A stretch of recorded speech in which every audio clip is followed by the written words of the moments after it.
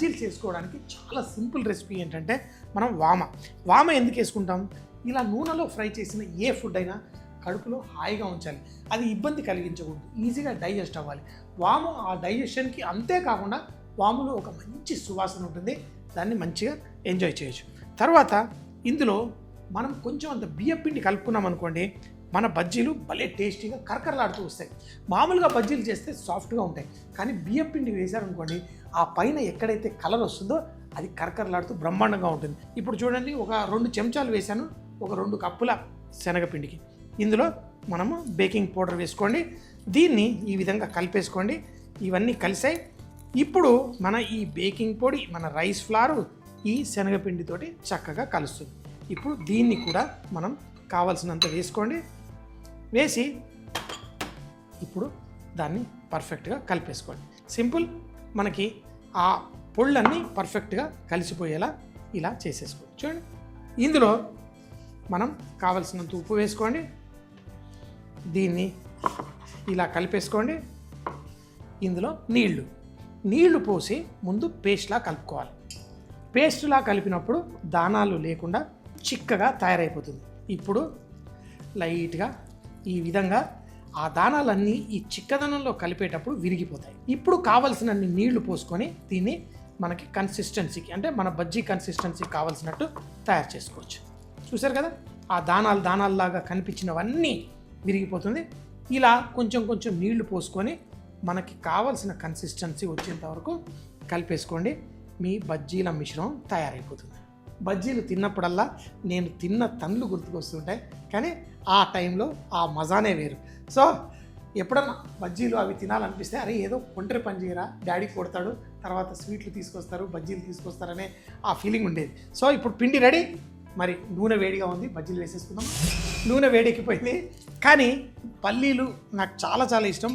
మనకి ఏంటి బజ్జీలలో వాటిలలో స్టఫ్ చేసుకోవడం కోసం. సో ఇలా జాలి గరిటెలో ఆ పల్లీలు పెట్టేసేయండి.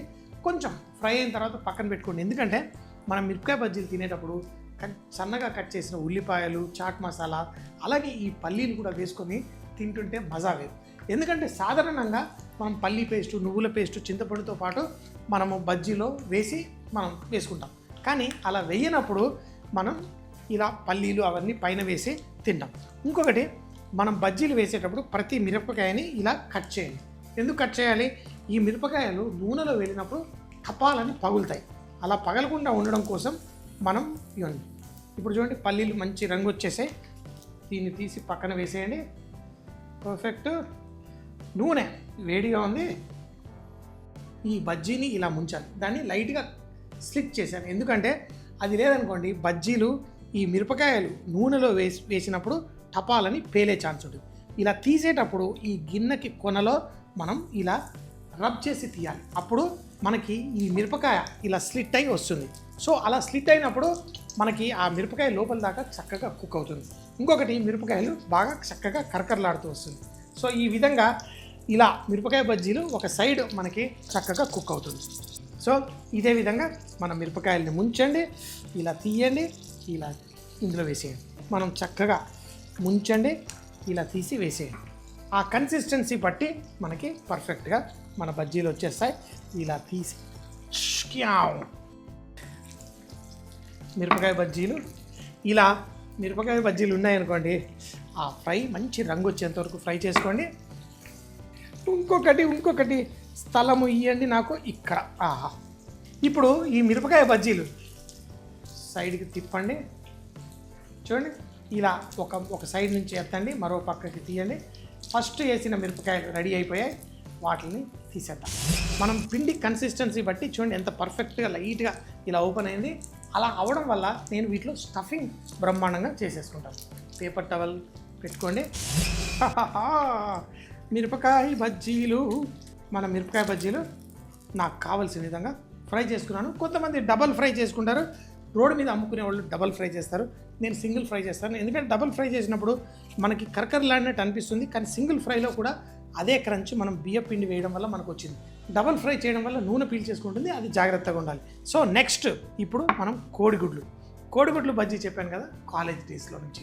సో ఈ కోడిగుడ్లని లైట్గా కట్ చేసి మిరియాల పొడి జల్లి మనం ఈ పిండితోటి మనం వేసుకుందాం.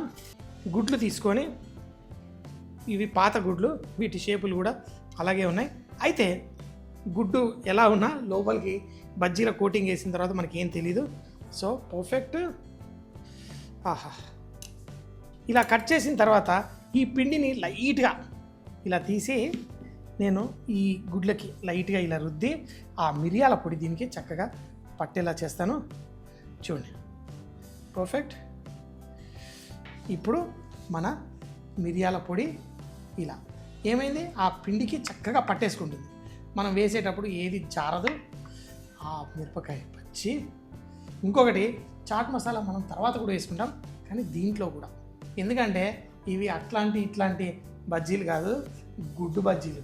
గుడ్డు బజ్జీలు నేను 10 గుడ్డు బజ్జీలు తినేసేవాడిని, చాలా అంత టేస్టీగా ఉంటాయి. సో కోడిగుడ్డు తీసుకోండి, దీంట్లో ఇలా ముంచండి, తర్వాత గుడ్డు తీసి ఇందులో వేసేయండి. నిజంగా గుడ్లు అంటే నాకు చాలా ఇష్టం, అది బజ్జీల్లో రూపంలో ఇంకా ఇష్టం. ఇలా వేసుకొని తినండి, అలా మంచిగా ఫ్రై చేయండి. అయితే తొందరొద్దు, మిరపకాయ బజ్జీలతో పాటే మనం వడ్డించుకుందాం. సూపర్. మన బజ్జీలు ఒక పక్కన, మరో పక్కన మన కోడిగుడ్ల బోండాలు, లోపల మిరియాల మసాలా వేసి ఏంటి, మామూలుగా కూడా గుడ్లు బాయిల్ చేస్తే దానిపైన కొంచెం ఉప్పు మిరియాలు వేసుకొని తినేస్తూ ఉంటాను. అట్లాంటిది ఇలాంటి బజ్జీలు వేస్తే ఇంకేం కావాలి నాకు. సో ఇప్పుడు మనం సన్నగా కట్ చేసుకున్న ఉల్లిపాయలు, దీంట్లో చాట్ మసాలా, ఇంకా ఉప్పు అవసరం లేదు, చాట్ మసాలాలు సరిపోతుంది. దీంట్లో నిమ్మకాయ కొంచెం పిండండి, ఇలా కలపండి. దాంట్లో కొత్తిమీర, మీకు ఈ కొత్తిమీర, ఉల్లిపాయలు, ఆ చాట్ మసాలా, నిమ్మరసం ఇవి వేశారనుకోండి, ఇంకా ఆ ఉల్లిపాయలకి అద్భుతమైన పవర్ వచ్చేసింది. చూడండి, ఇది ఈ విధంగా కట్ చేసుకోండి, కరకరలాడుతూ పర్ఫెక్ట్. ఇలా ముందుగానే దాన్ని మనం ఫ్రై చేసేటప్పుడు ఇట్లా ఓపెన్ అయిన దాన్ని మరి కొంచెం ఇంకొకటి, ఓకే, ఇది ఇంకా క్రంచీగా ఉంది. ఇలా దీన్ని పొట్ట విప్పి చూడు, అద్భుతమైన చాట్ మసాలా ఉండు.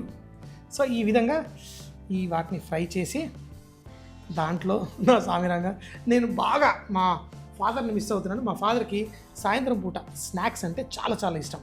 అంటే ఈ షో చూస్తారు, చూసినప్పుడు అరే ఏంట్రా నువ్వు ఒక్కడే తిన్నావు, అలగ్ సలగ్ తిన్నావు అని మా ఫాదర్ లాంగ్వేజ్ వేరుంటుంది. సో అలా పేరెంట్స్ మంచిగా అద్భుతంగా తినగలుగు శక్తి ఉన్న వాళ్ళు ఉంటే ఎంతో ఇష్టంగా మనం వడ్డించాలి. సో ఆహా, మిరపకాయ బజ్జీ, ఓహో భలే. ఇప్పుడు మన బోండాలు, ఈ బోండాల్లో అన్ని మసాలాలు ఉన్నాయి, మనకి ఇంకేం అక్కర్లేదు. ఇలా 1 2 3 అద్భుతంగా పర్ఫెక్ట్గా రెడీ. దీంతోపాటు కెచప్ అక్కర్లేదు, ఏం అక్కర్లేదు, ఉంటే కూడా బాగుంటుంది, పిల్లలు ఇష్టపడతారు. ఇంకేంటి ఆలస్యం, మరి తినేద్దామా? మిరపకాయ అలాగే కోడిగుడ్డు బజ్జీలు. దీన్ని తయారు చేసుకోవడానికి ముందుగా బౌల్లో కొంచెం అజ్వైన్, బియ్యం పిండి, బేకింగ్ పౌడర్, శనగపిండి, దీంట్లో కొంచెం ఉప్పు కూడా అడ్జస్ట్ చేసుకొని తగినన్ని నీళ్లు పోసి కొంచెం చిక్కగా కలుపుకోండి. బజ్జీ మిశ్రమాన్ని తయారు చేసుకొని పక్కన పెట్టుకోండి. వేడి నూనెలో కొన్ని పల్లీలు కూడా ఫ్రై చేసి పక్కన పెట్టుకోండి. దీన్ని తర్వాత మిర్చి బజ్జీల పైన వేసి తింటే చాలా బాగుంటుంది. బజ్జీ మిరపకాయలు తీసి వాటిని స్లిట్ చేసి చూపించిన విధంగా ఆ పిండి మిశ్రమంలో ముంచి డీప్ ఫ్రై చేసుకొని పక్కన పెట్టుకోండి. మన కోడిగుడ్డు బోండాలు చేయడం కోసం శనగపిండి మిశ్రమాన్ని లైట్ గా చూపించిన విధంగా ఒక పక్కన రుద్ది దానిపై మిరియాల పొడి, కొంచెం చాట్ మసాలా వేసి తర్వాత మళ్ళీ వీటిని బజ్జీ మిశ్రమంలో ముంచి ఫ్రై చేసుకొని వేడివేడిగా బియ్య పిండి వేయడం వల్ల బయట కరకరలాడుతూ చక్కగా లోపల సాఫ్ట్ గా ఉండే ఈ మిరపకాయ బజ్జీ కోడిగుడ్డు బోండాలు చేసుకోండి. తర్వాత ఆ మిరపకాయ బజ్జీల్ని లైట్ గా కట్ చేసి మనం వేయించిన పల్లీలు అలాగే సన్నగా కట్ చేసిన ఉల్లిపాయల్లో నిమ్మకాయ, చాట్ మసాలా, కొత్తిమీర వేసి అవి కూడా వేసి వడ్డించుకుంటే అద్భుతంగా ఉంటుంది.